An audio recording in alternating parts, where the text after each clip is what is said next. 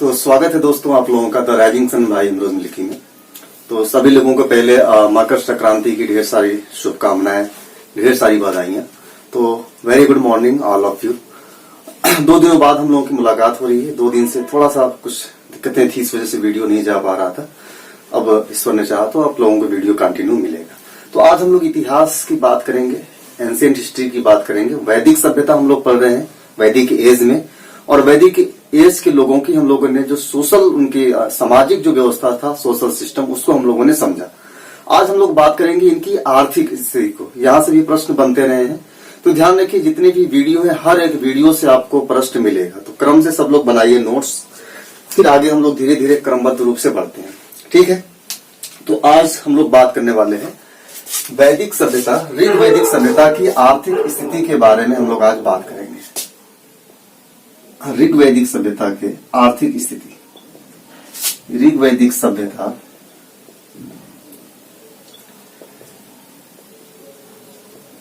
आर्थिक स्थिति,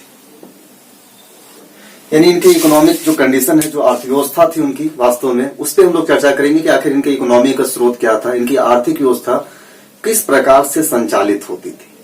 प्रश्न यहाँ से प्री में तो बनते ही बनते हैं, मेंस में भी बनता है कि ऋग्वैदिक सभ्यता, क्योंकि जब ऋग्वैदिक और पूर्व वैदिक की बात करेंगे या उत्तर वैदिक की हम लोग बात करेंगे, यानी पूर्व वैदिक और उत्तर वैदिक, तो वहां पर हम लोग एक स्पष्ट विभाजन देखते हैं किस प्रकार से इनके सामाजिक, धार्मिक, राजनीतिक, आर्थिक सारे व्यवस्थाओं में चेंजिंग आ जाता है उत्तर वैदिक काल में।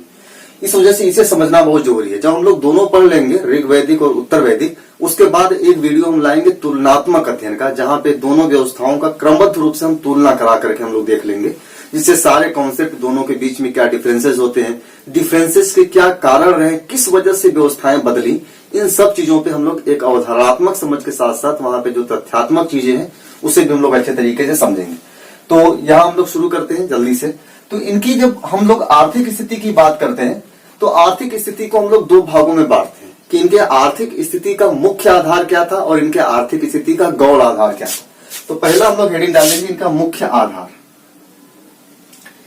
यानी इनका मुख्य आधार का सीधा सा मतलब हो गया जिन पे इनकी आर्थिक स्थिति पूरी तरीके से टिकी हुई थी। दूसरा आधार हम लोग डालेंगे, हम लोगों का जो हेडिंग का वो होगा गौण आधार।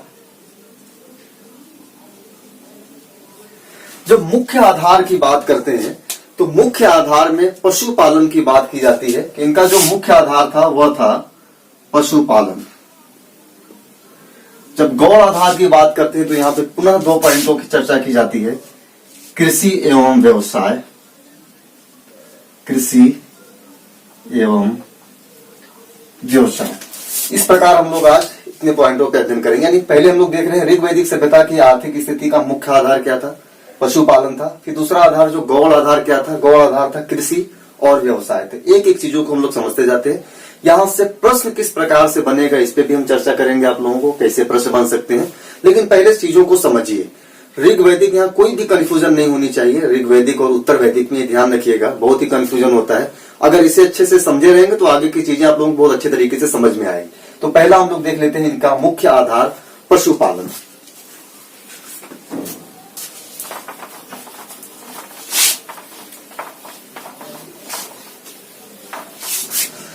तो हेडिंग हम लोग डालेंगे आर्थिक स्थिति का मुख्य आधार।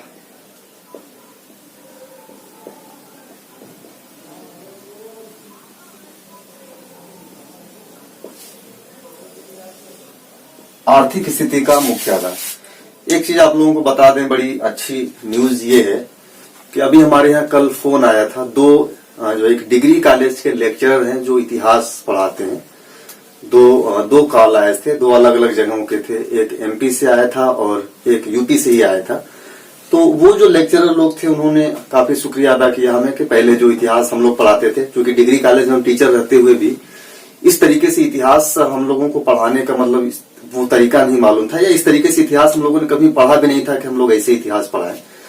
तो उन्होंने बताया कि जब से हमने आपके वीडियोस देखे हैं, वीडियो देखने के बाद हमने अपने पढ़ाई करने में, जो टीचिंग में थोड़ा सा हमने बदलाव लाया है, तो उसका प्रभाव ये रहा कि स्टूडेंट, हमारे जो बच्चे हैं डिग्री कॉलेज के, वो काफी अब लाइक करने लगे। पहले बच्चों का इंटरेस्ट नहीं होता था, लेकिन जब से वे ऑफ टीचिंग हमने चेंज किया है आपके वीडियो के थ्रू, तब से हम लोगों को भी मजा आ रहा है वहां पढ़ाने में और बच्चे भी अच्छे तरीके से पढ़ रहे हैं।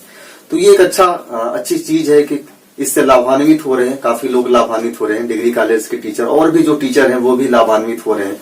एक नया तरीका उन्हें मिल रहा है इतिहास पढ़ने का और पढ़ाने का। सच्चाई तो यही है कि ज्यादातर लगभग 95% यहाँ पे फर्जी टीचर ज्यादा पाए जाते हैं और फर्जी लोग ही इस समय सबसे ज्यादा आगे हैं। ये भी मतलब सच्चाई है कि जितने फर्जी लोग हैं वही आज मतलब कि ज्यादा आगे हैं, ठीक ठाक लोग बहुत ही पीछे हैं।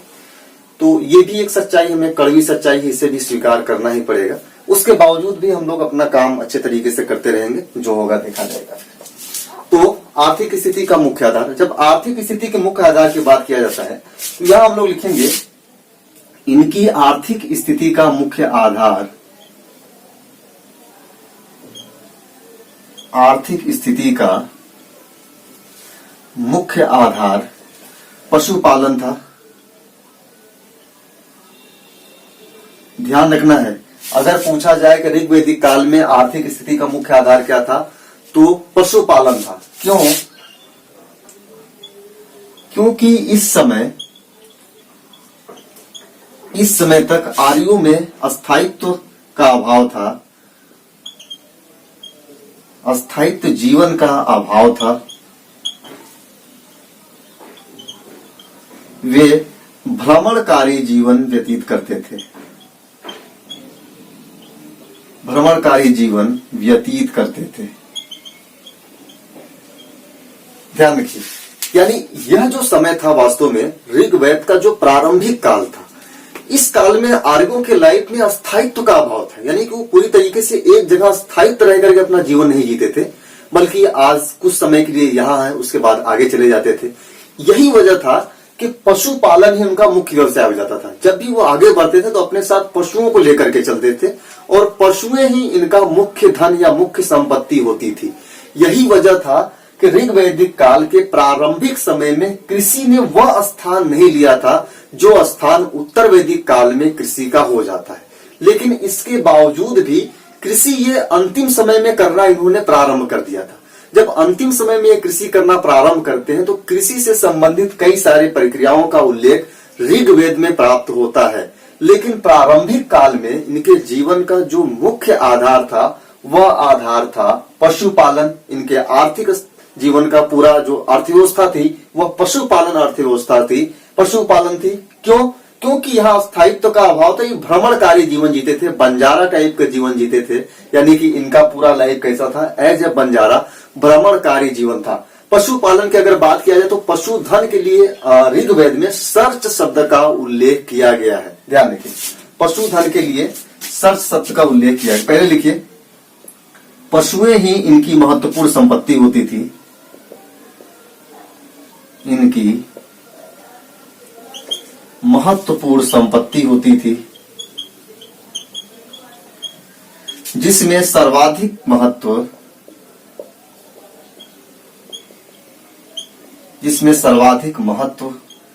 गाय को प्राप्त था। इस प्रकार जो गाय होता था इनका क्या था? सबसे कीमती धन होता था। यहां लिख लीजिए, सर्वाधिक महत्व गाय को प्राप्त था। इस प्रकार गाय इनकी सबसे कीमती धन होता था, सबसे कीमती धन होता था।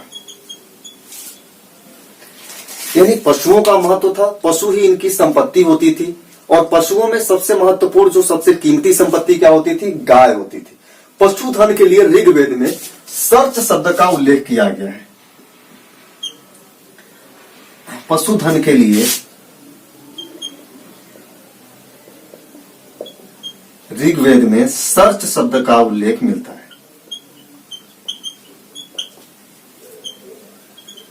यानी कि इसका उल्लेख किया गया है, सर्च शब्द का उल्लेख पशुधन के लिए कर दिया गया है ऋग्वेद में। Is that clear? यहां तक समझ में आ गया। अब यहां बात कर दिया गया कि इनका सबसे महत्वपूर्ण संपत्ति क्या होता था? गाय होता था।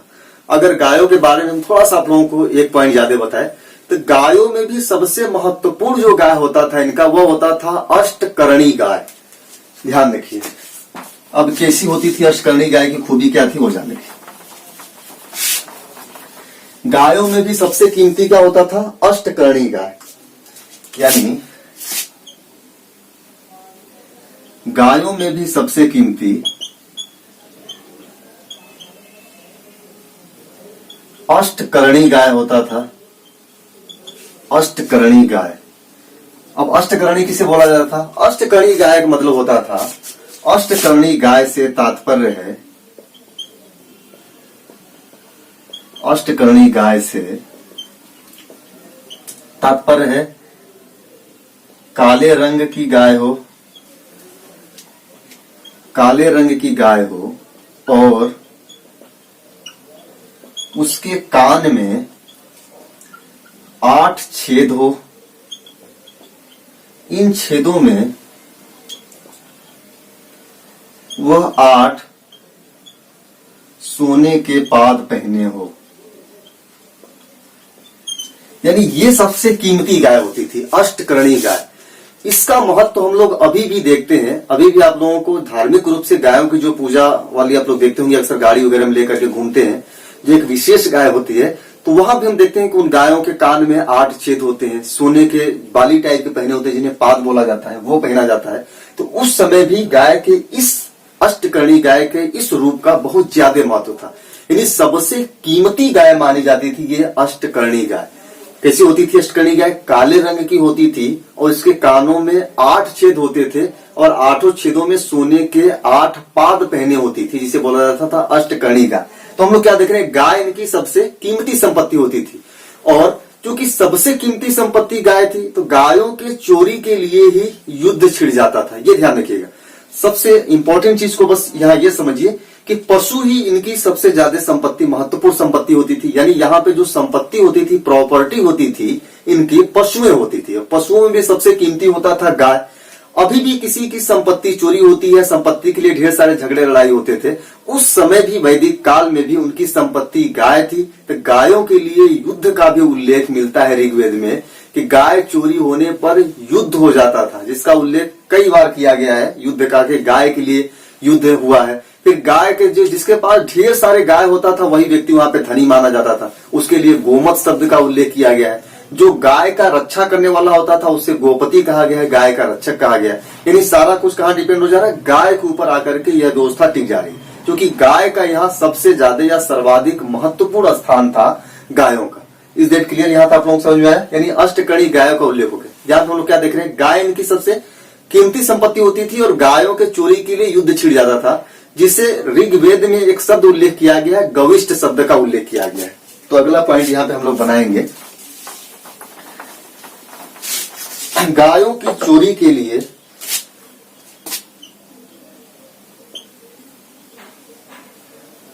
गायों की चोरी के लिए युद्ध छिड़ जाता था, जिसे गविष्ठ कहा गया है। क्या कहा गया है? जिसे गविष्ठ कहा गया है। इसके अलावा सबसे धनी व्यक्ति जो होता था, धनी व्यक्ति को जिसके पास सबसे ज्यादा गाय होता था, उसे बोला जाता था धनी व्यक्ति। तो धनी व्यक्ति के लिए उल्लेख किया गया है, धनी व्यक्ति के लिए गाय से जुड़ा शब्द है गोमत उल्लेख किया गया है। गोमत का उल्लेख किया गया है धनी व्यक्ति के लिए। इसके अलावा गाय के रक्षक के लिए गोपति का उल्लेख किया गया है। गायों का रक्षक करने वाले, गायों का जो रक्षक है, उसके लिए उल्लेख किया गया है गोपति। इस प्रकार हम लोग देख रहे हैं कि गायों से जुड़ा हुआ कई सारे शब्द हैं। जब गाय के लिए चोरी होने पर जब युद्ध होता था तो उसे गविष्ठ बोल दिया गया। जो धनी व्यक्ति होता था, या धनी व्यक्ति सीधा सा मतलब होता था जिसके पास सबसे ज्यादा गाय होती थी, वह होता था धनी। तो उसके लिए गोमत शब्द का उल्लेख किया गया है। जो गायों का रक्षा करने वाला होता था उसे बोला गया है गोपति बोला गया है। यानी अब यहाँ आप लोगों को ये समझ में आ गया हो गया कि ऋग वैदिक काल में गायों का जो स्थान है वह आज के जमाने में प्रॉपर्टी, संपत्ति, धन का जो स्थान है, सेम वैसा ही स्थान ऋग वैदिक काल में गायों का होता था। Is it clear? क्यों? क्योंकि अभी इनके पास अस्थायित्व जीवन का अभाव था। ये पशुचारी जीवन जीते थे, तो इनकी अर्थव्यवस्था का पूरा आधार क्या हो जाता था? गाय हो जाता था। यानी अपनी आजीविका चलाने के लिए ज्यादा से ज्यादा पशु इकट्ठा करते थे या पशुओं का पालन करते थे। और पशुओं में भी सबसे कीमती क्या होती थी? गाय होती थी, यानी जिसके पास ज्यादा गाय होता था वो ज्यादा धनी व्यक्ति होता था, जिसके पास कम गाय होती थी वह कम धनी व्यक्ति होता था। तो पशुधन में भी सबसे इंपॉर्टेंट पशुधन क्या हो गया? गाय हो गया। जैसे वर्तमान में हम लोग बात करें तो लोगों के पास सोने चांदी गहने जमीन ढेर सारे होते हैं, तो उसमें कुछ चीजें ज्यादा इंपॉर्टेंट होती है। ठीक वैसे ही कई सारे पशुएं थी, कई सारे पशुओं में सबसे इंपॉर्टेंट जो संपत्ति के रूप में माना गया वह गाय माना गया, और गाय से संबंधित कविष्ट, गोमत और गोपति शब्दों का उल्लेख यहाँ पे किया गया। तो पहला महत्वपूर्ण पशु क्या हो गया? गाय हो गया। इसके अलावा गाय के बाद जो दूसरा महत्वपूर्ण पशु था वह पशु था इनका घोड़ा था। लेकिन एक पॉइंट और ध्यान रखिए, यहाँ पे ये जो गाय होती थी विनिमय के साधन के रूप में गाय का ही इस्तेमाल करते थे। विनिमय के साधन के रूप में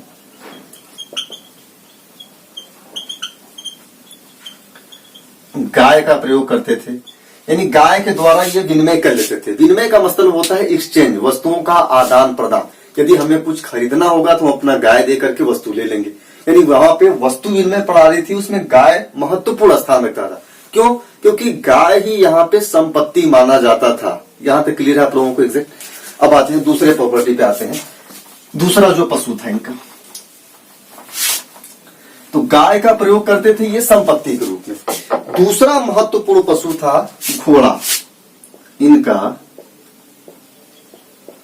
दूसरा महत्वपूर्ण पशु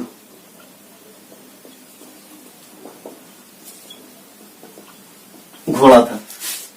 हमें पता है कि आर्य जब अपने साथ आते हैं तो घोड़ा लेकर के साथ में आते हैं। ऋग्वैदिक काल में हालांकि घोड़े का हड्डी की प्राप्ति होती है, लेकिन सामान्यतः इसमें हड़प्पा काल में घोड़े की हड्डी की प्राप्ति होती है, लेकिन सामान्यतः यह माना जाता है कि वो घोड़े से परिचित नहीं थे। लेकिन आर्यों के बारे में कहा जाता है कि ये घोड़े से ही मध्य एशिया से चल करके आते हैं, क्योंकि घोड़े का प्रयोग करते थे, इस वजह से थोड़ा लड़ाकू प्रवृत्ति के व्यक्ति थे। अभी भी हम लोग देखते हैं कि जितने भी प्राचीन इतिहास में जब हम लोग जाते हैं या फिल्में आप देखते होंगे पुरानी, थी जो प्राचीन काल की मूवियां थी जो लड़ी गई, मतलब जो युद्ध दिखाया जाता है प्राचीन काल में, वो घोड़ों के द्वारा ही लड़ा गया था।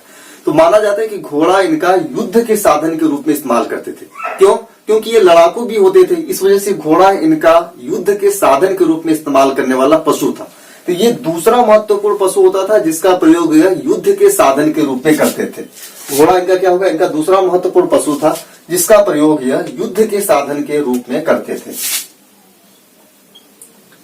जिसका प्रयोग ये युद्ध के साधन के रूप में करते थे।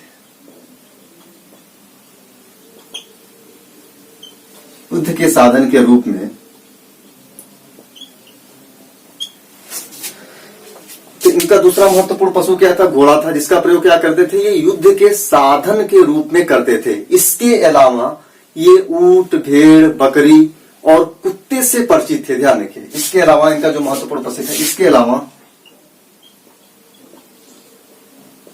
इसके अलावा ये ऊंट, भेड़, बकरी इत्यादि से परिचित थे। ऊंट, भेड़, बकरी, कुत्ता भी यहां लिख लीजिए, कुत्तों से परिचित थे।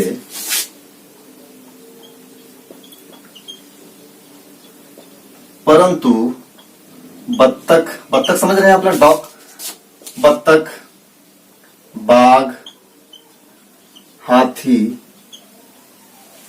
बत्तख, बाघ, हाथी और गिद्ध से ये परिचित नहीं थे।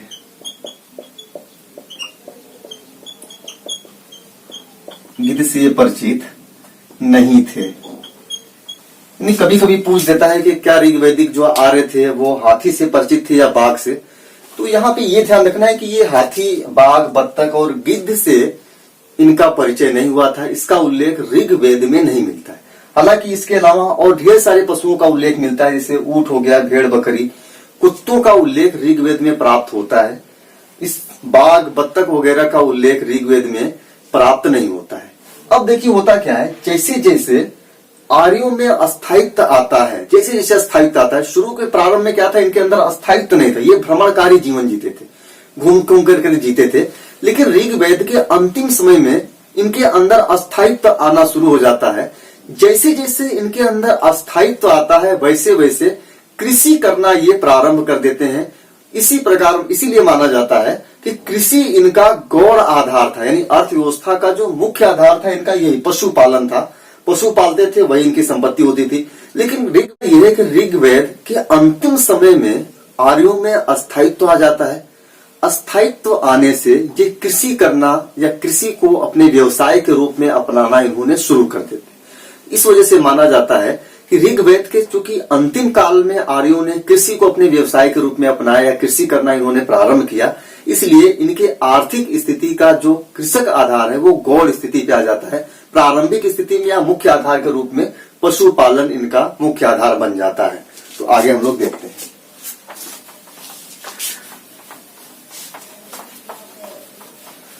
इसी में एक पॉइंट आप लोग लिखेंगे, इसी में एक पॉइंट लिखेंगे कि आर्यों में जैसे जैसे अस्थायित्व आने लगा, इन्होंने कृषि को व्यवसाय के रूप में अपनाना शुरू कर दिया। आर्यों में जैसे जैसे अस्थायित्व आने लगा,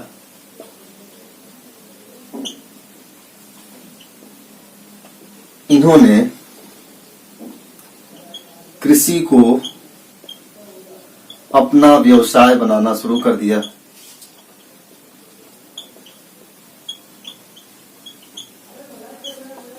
इन्होंने क्या किया? कृषि को अपना व्यवसाय बनाना शुरू कर दिया। कब? जब इनके अंदर अस्थायित्व आना शुरू हो जाता है तब। तो अब हम लोग आते हैं, कृषि को ये व्यवसाय बनाना शुरू कब करते हैं? ऋग्वेद के अंतिम समय में। चूंकि अभी तक इन्हें लोहे का ज्ञान प्राप्त नहीं था, इस वजह से बड़े स्तर पर कृषि ये नहीं कर पाते हैं। लेकिन कृषि, इसीलिए कृषि इनका गौण आधार बन करके रह गया। चूंकि यहां पर हम लोग लेंगे, चूंकि ये हल के लिए लकड़ी का प्रयोग करते थे, लकड़ी का प्रयोग करते थे, इसलिए कृषि इनका मुख्य व्यवसाय नहीं बन पाया। मुख्य व्यवसाय नहीं बन पाया, यानी कि ये कृषि करना अंतिम समय में प्रारंभ तो कर देते हैं, लेकिन अभी इन्हें लोहे के परिचित नहीं था, यानी लोहे का हल का प्रयोग नहीं करते थे, लकड़ी का प्रयोग करते थे हल के लिए। इस वजह से कृषि इनका मुख्य आर्थिक व्यवसाय या मुख्य व्यवसाय नहीं बन पाया। मुख्य व्यवसाय इनका पशुपालन ही रहा। तो अब हम लोग बात करते हैं इनके आर्थिक स्थिति का गौण आधार। इस पॉइंट पे आते हैं।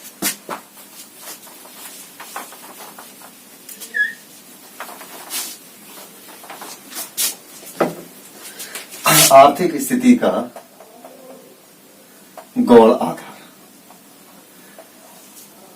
जब गौण आधार की हम लोग बात करेंगे कि इनकी आर्थिक स्थिति का गौण आधार क्या रहा, तो हम लोग क्या बोलेंगे? इनकी आर्थिक स्थिति का गौण आधार क्या था? कृषि था। गौण आधार कृषि था। क्यों था? इस पे हमने चर्चा किया। क्यों? क्योंकि इन्हें लोहे का ज्ञान नहीं प्राप्त था, लकड़ी के हल का प्रयोग करते थे, जिस वजह से कृषि ये व्यापक स्तर पे नहीं कर पाए। एक सीमित स्तर पे इन्होंने खेती किया, और खेती के लिए ऋग्वेद में कई सारे शब्दों का उल्लेख मिलता है। जैसे कृषि के विकास के लिए ऋग्वेद में 24 मंत्र का उल्लेख किया गया है तथा 33 बार कृषि शब्द का उल्लेख किया गया है। हम लोग देखेंगे कृषि के विकास के लिए,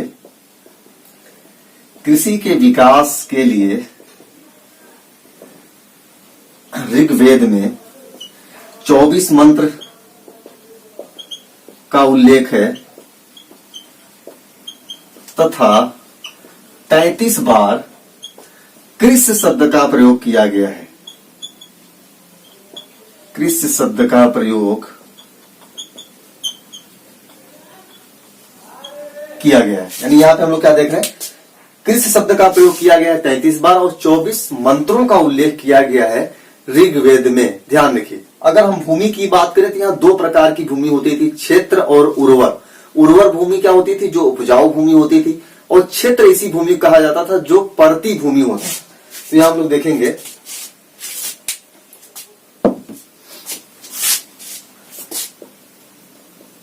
भूमि दो प्रकार की होती थी।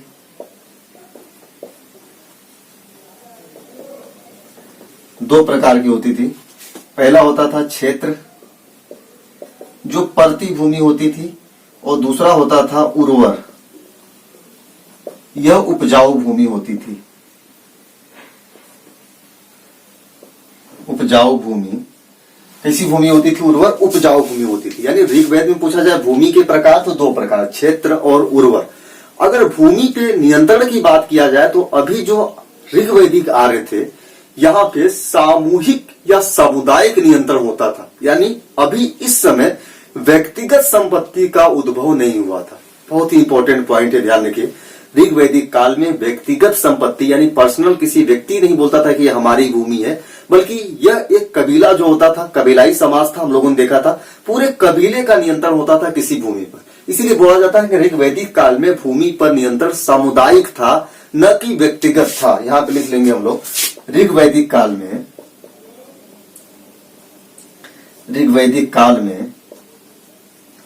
भूमि का नियंत्रण सामुदायिक था, न कि व्यक्तिगत। इस चीज को ध्यान रखिए, बहुत ही इंपॉर्टेंट पॉइंट है ये कि जब भी सामुदायिक नियंत्रण होता है किसी भी समाज में या किसी भी संपत्ति पर, किसी भी प्रॉपर्टी पर, उस समाज में भेदभाव बहुत कम पाए जाते हैं। जब भूमि पर व्यक्तिगत अधिकार हो जाते हैं तो वह समाज फिर दो वर्गों में, अलग अलग वर्गों में बढ़ जाता है। एक मालिक वर्ग हो जाता है, दूसरा दास वर्ग हो जाता है। मार्क्स ने जिस साम्यवाद की कल्पना की थी, वास्तव में उस साम्यवाद का एक रूप ऋग्वेद में भी नजर आता है, जहां पे सामुदायिक नियंत्रण की बात की गई है। मार्क्स भी चाहता था कि पूरे समाज में जो संपत्ति हो उस पर सामुदायिक नियंत्रण हो। सामुदायिक नियंत्रण मतलब समाज के सभी लोगों का बराबर रखो, न कि किसी एक व्यक्ति का ज्यादा हक हो और दूसरे व्यक्ति का कम हक हो, कम दावेदारी हो। इस वजह से ऋग्वैदिक समाज ऐसा समाज था जो कहीं न कहीं मार्क्स के साम्यवाद की एक विशेषता को समेटे हुए था, जो मार्क्स का मूल मंत्र था, जो मार्क्स का आत्मा था। मार्क्स ने भी अपने आत्मा के रूप में इस चीज को समेटा था कि जो समाज में जो संपत्ति होगी उस संपत्ति पर पूरे समाज का नियंत्रण होगा। यही चीज गांधी जी भी चाहते थे कि संपत्ति पे पूरे समाज का नियंत्रण हो, किसी विशेष व्यक्ति का नियंत्रण नहीं होना चाहिए। ऋग्वेद इस बात की पुष्टि करता है कि अगर ऐसा समाज हो जहां संपत्ति पे, प्रॉपर्टी पे पूरे समाज का यदि हक हो तो उस समाज में भेदभाव बहुत कम पाए जाते हैं, समानता का स्तर बहुत ज्यादा होता है। इसका सीधा सा मतलब ये हो गया कि ऋग्वैदिक काल में जो समाज था वो काफी हद तक समानता को समेटे हुए था और समानता की स्थिति बहुत ही कम पाया जाता है। इन सब चीजों को अच्छे से समझे रहिए, एक एक शब्द आपको पूरे कॉन्सेप्ट को क्लियर कर देगा। सामुदायिक नियंत्रण शब्द इस्तेमाल किया गया है, इसका सीधा सा मतलब इस समाज के बारे में हम बहुत कुछ अंदाजा लगा सकते हैं।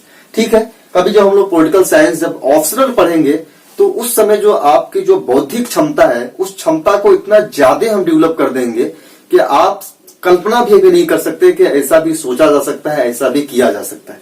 लेकिन थोड़ा सा भी इंतजार करिए पॉलिटिकल साइंस ऑप्शनल के लिए, क्योंकि जब तक हमारे पास फुल वेल सिस्टम नहीं हो जाता लाइव क्लासेस के, तब तक क्लासेस लॉन्च करना हमारे लिए बड़ी मुश्किल है। ठीक है, तो समाज से कैसा था? सामुदायिक नियंत्रण था। आइए, भूमि की हम लोगों ने बात कर लिया, अब हम लोग जल्दी जल्दी देख लेते हैं क्या क्या उल्लेख किया गया था। जैसे अगर हम ऋग्वेद की बात करें तो ऋग्वेद में कृषि से संबंधित कई सारे प्रक्रियाओं का उल्लेख किया गया है, तो उन प्रक्रियाओं के बारे में जान लेते हैं। तो यहाँ पे हम लोग लिखेंगे ऋग्वेद में कृषि से संबंधित कई प्रक्रियाओं का उल्लेख किया गया है। ऋग्वेद में कृषि से संबंधित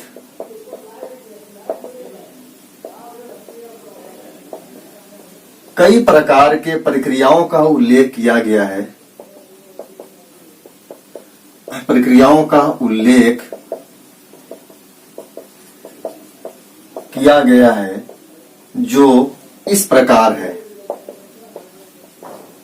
जो इस प्रकार है। एक एक पॉइंट करके आप लोग लिखते जाइए। ऋग्वेद में कृषि को लेकर के कौन कौन सी प्रक्रियाओं का उल्लेख किया गया है। इसे ऋग्वेद की बात करें तो ऋग्वेद में 2, 4, 6 और 8 बैलों से खींचे जाने वाले हलों की जानकारी मिलती है। तो हम लोग लिखेंगे 2, 4, 6 एवं 8 बैलों से खेत जोते जाने की जानकारी। इसकी जानकारी मिल जाती है। यानी यहाँ पे जैसे हम लोग अक्सर देखते हैं, अभी भी आप लोग देखे होंगे कि 2 बैलों से खेत जोते जाने का अक्सर हम लोग गाँव में जाते हैं तो नजर आ जाता था। अभी तो मान लीजिए कम नजर आता है, लेकिन हमने देखा है 2 बैलों से। लेकिन यहाँ पे 2 के अलावा 4, 6 और 8 बैलों से भी खेत जोते जाने का जो है कि प्रमाण मिलता है, ऋग्वेद में मिलता है। उसके अलावा हल कैसे होते थे, हमने बताया कि लोहे की जानकारी नहीं थी, तो हल होते थे इनके लकड़ी के होते थे, और हल से बनने वाली जो रेखा होती थी, जो खेत जोता जाता था, उस रेखा को बोला जाता था सीता। तो यहाँ दूसरा पॉइंट होगा, हल से बनने वाली रेखा को सीता कहा जाता था। हल से बनने वाली रेखा को सीता कहा जाता था। यानी हल से बनने जाने वाली रेखा को क्या बोलते थे हम लोग, सीता बोलता था। और जो हलवाहा होता था, हलवाहे के लिए शब्द इस्तेमाल किया गया था कीमोस। तीसरा हो जाएगा, हलवाहे के लिए कीमोस शब्द का इस्तेमाल किया गया है। हलवाहे के लिए कीमोस शब्द का इस्तेमाल किया गया है। बादल के लिए पर्जन्य शब्द का इस्तेमाल किया गया है। बादल के लिए क्या इस्तेमाल किया गया है, बादल के लिए पर्जन्य शब्द। हलवाहे के लिए कीमोस शब्द का उल्लेख किया गया है। और जो गोबर का जो खाद होता था, उस खाद के लिए भी करीस शब्द का इस्तेमाल किया गया है। गोबर के खाद के लिए करीस शब्द, यहां लिख लीजिए आप लोग, गोबर के खाद के लिए करीस, गोबर के खाद के लिए करीस शब्द का इस्तेमाल किया गया है। इसके अलावा और भी ढेर सारे शब्द, यहीं से प्रश्न बनता है, इसी वजह से इसे आप लोग अच्छे से लिख लीजिए और इसे याद भी कर लीजिएगा। प्रश्न यहीं से बनेगा कि ऋग्वेद में बादल के लिए किस शब्द का इस्तेमाल किया गया है, हलवाहे के लिए किस शब्द का इस्तेमाल किया गया है। तो जो अनाज मापने वाला यंत्र होता था उसे बोला जाता था उर्दर। जो अनाज एकत्र करने वाला यंत्र होता था उसे बोला जाता था स्तीवी। तो ध्यान रखिए, अनाज मापने वाले यंत्र को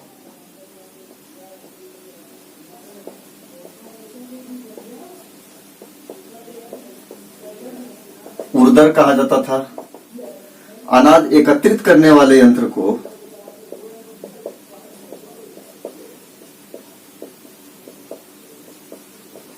स्थिवी बोला जाता था। इस प्रकार हम देख रहे हैं, अनाज जो मापने वाला यंत्र होता था उसे बोला जाता था उर्दर, अनाज जो एकत्रित करने वाला यंत्र होता था उसे बोला जाता था स्तीवी। बुआई के लिए बपन और कटाई के लिए कृणंत शब्द का उल्लेख किया गया है। बुआई के लिए बपन और कटाई के लिए कृणंत, यानी बुआई के लिए बपन, कटाई के लिए कृणंत, और जोताई के लिए, जोतने के लिए कर्षण शब्द, और मड़ाई के लिए मिलन शब्द का उल्लेख किया गया है। तो जोताई के लिए कर्षण और मड़ाई के लिए मिलन शब्द का उल्लेख है।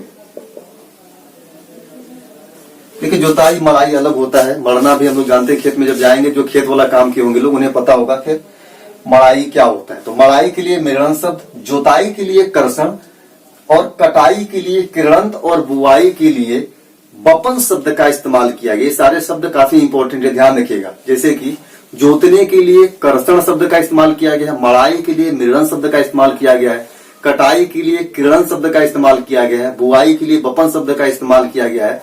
उसी प्रकार हल जो हल है, हल के लिए लांगल शब्द का इस्तेमाल किया गया है। ध्यान रखिए, हल जो है, हल के लिए इस्तेमाल किया गया है लांगल शब्द, लांगल को हल बोला गया है। इसके अलावा जो है कि जो खेत होता था, खलिहान को खत शब्द का इस्तेमाल किया गया है, और चलनी के लिए त्यूत शब्द का इस्तेमाल किया गया है।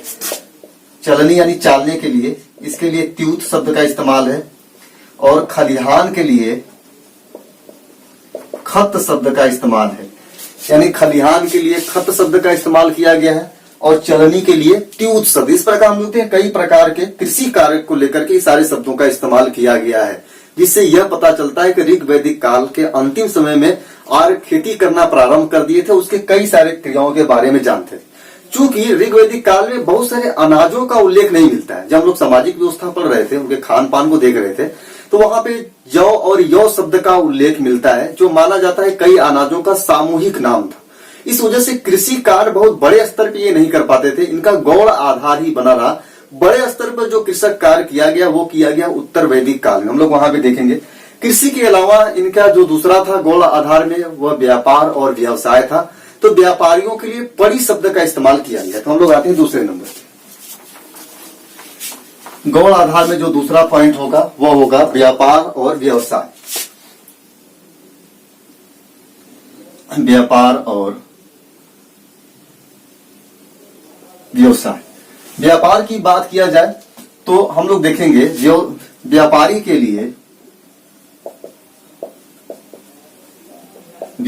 लिए परि शब्द का इस्तेमाल किया गया है। परि शब्द का किसके लिए प्रयोग किया गया? व्यापारी के लिए। इसके अलावा कई प्रकार के यहां व्यवसाय प्रचलित थे। कई प्रकार के व्यवसाय प्रचलित थे।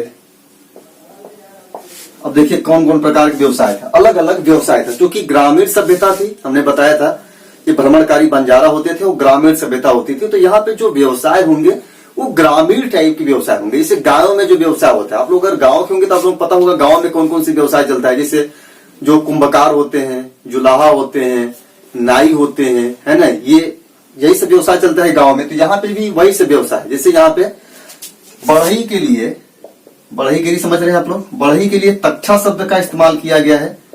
दूसरा, जुलाहा के लिए तंतुवाय शब्द का इस्तेमाल किया गया है।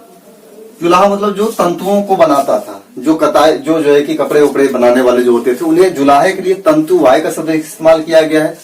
बढ़ई के लिए तच्छा शब्द का इस्तेमाल किया गया है। जो कुंभकार होता था उसके लिए कुलाल शब्द का इस्तेमाल किया गया है।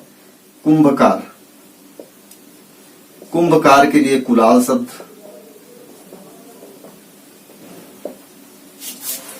इसलिए वैद्य के लिए भिषक शब्द का इस्तेमाल है। उसके बाद सूदखोर जो होते थे उनके लिए वेकनाट शब्द का इस्तेमाल किया गया है। सूदखोरों के लिए वेकनाट, यानी सूदखोर जो होते थे उन्हें क्या बोला गया? उन्हें वेकनाट बोला गया था सूदखोरों के लिए। फिर इसके अलावा कुछ और व्यवसाय था, जैसे कि नाई। हाँ, नाई के लिए वाप्ता। नाई के लिए कौन सा शब्द इस्तेमाल किया गया है?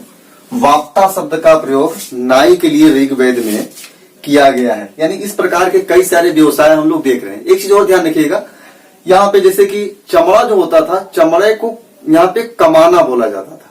चमड़े को क्या बोला जाता था? कमाना बोला जाता था। जो चमड़ा जो होता था उसे अभी भी हम लोग देखते हैं, अभी वर्तमान में भी चमड़ा कमाना शब्द इस्तेमाल किया जाता है साइंस में।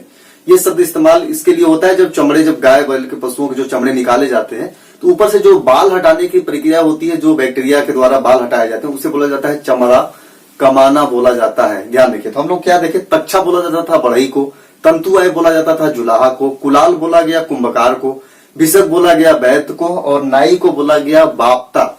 ठीक, यानी कि कई प्रकार के व्यवसाय थे यहाँ पे। अगर हम लोग बात करें यहाँ पे मुद्रा को लेकर के, तो यहाँ पे मुद्रा का प्रचलन नहीं था। ये ध्यान रखिए, मुद्रा का प्रचलन, क्योंकि गौण रूप से इनका व्यवसाय था। तो लास्ट में 2-3 बिंदु और लिख लीजिए आप लोग, जिससे कि इकोनॉमी, इनकी आर्थिक व्यवस्था पूरी तरीके से कंप्लीट हो। अब सवाल उठता है कि ये खरीद फरोख्त कैसे करते थे? तो इनके पास मुद्रा का प्रचलन नहीं था। ये वस्तुओं की खरीद फरोख्त करने के लिए यहाँ पे वस्तु विनिमय प्रणाली था, जो गाय और निष्क का प्रयोग करते थे। गाय के बदले वस्तु प्राप्त करते थे या निष्क के बदले प्राप्त करते थे। तो धातुओं की बात करें तो यहाँ पे 2 धातुओं का उल्लेख मिलता है। ये ऋग्वेद में 2 धातुओं का उल्लेख किया गया है। 2 धातुओं का उल्लेख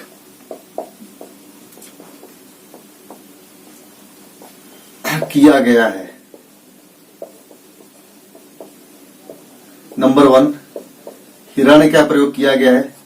नंबर 2 प्रयोग किया गया है अयस। तो जो हिरण है ये सोना के रूप में, इसे सोना कहा जाता था। और इसी सोने से एक धातु बनता है निष्क का प्रयोग किया गया, जो गले में पहना जाने वाला था, गले में पहनने वाला था। इसका चर्चा हमने सामाजिक व्यवस्था में कर दिया था। अयस का जो प्रयोग किया गया, सामान्यतः माना जाता है कि अयस का प्रयोग तांबा के लिए किया गया था। यानी कि अयस क्या होता था? तांबा का प्रयोग किया गया था। जिससे यह पता चलता है कि ऋग्वैदिक आर्य न लोहे से परिचित थे और न ही चांदी से परिचित थे। तो यहां लिख देंगे हमने, ये लोहे और चांदी से परिचित नहीं थे। लोहे और चांदी से परिचित नहीं थे। इधर क्लियर यहाँ पे। अगर व्यापार की बात करें तो यहाँ पे मुद्रा का प्रचलन नहीं था। लास्ट पॉइंट आप लोग लिख लीजिएगा यहाँ पे। अंतिम पॉइंट लिखिए, मुद्रा का प्रचलन नहीं था,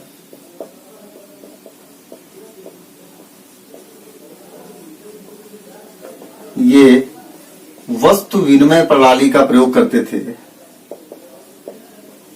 वस्तु विनिमय प्रणाली का प्रयोग करते थे और विनिमय के साधन के रूप